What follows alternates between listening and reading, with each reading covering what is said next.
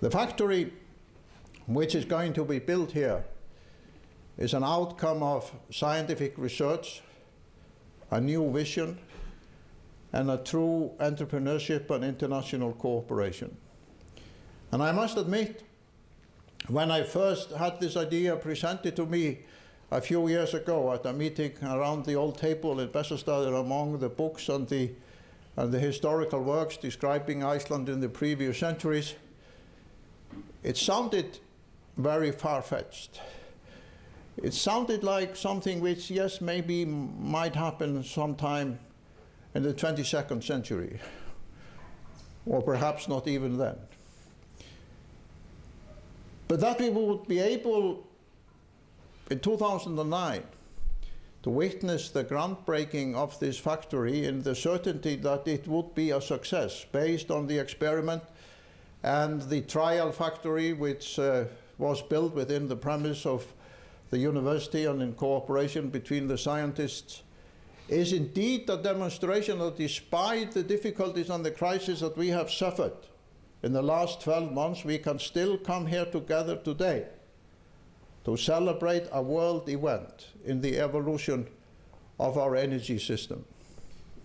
And as was said here before, this project is being followed not just by us here in Iceland.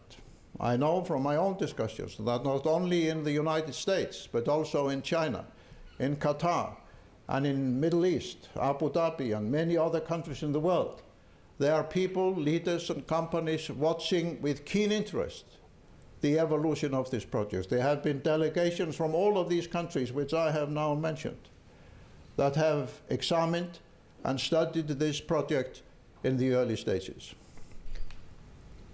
And when, and I say when, the factory will demonstrate its success, there will be a strong desire to repeat this project and multiply it all over the world.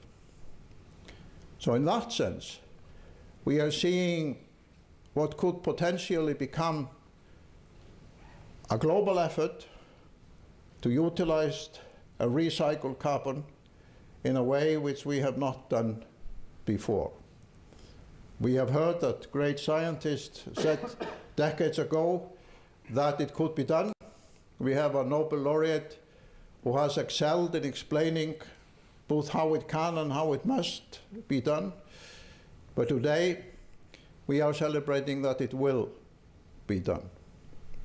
And it is in that spirit that I am extraordinarily pleased to be here today, because I hope that what we will witness in the coming months and in this location will inspire a new generation of Icelandic scientists and engineers and entrepreneurs to seek cooperation in a new way, to build our future growth on science and knowledge and technology, which does not only serve us, but also serves the rest of the world in a responsible way.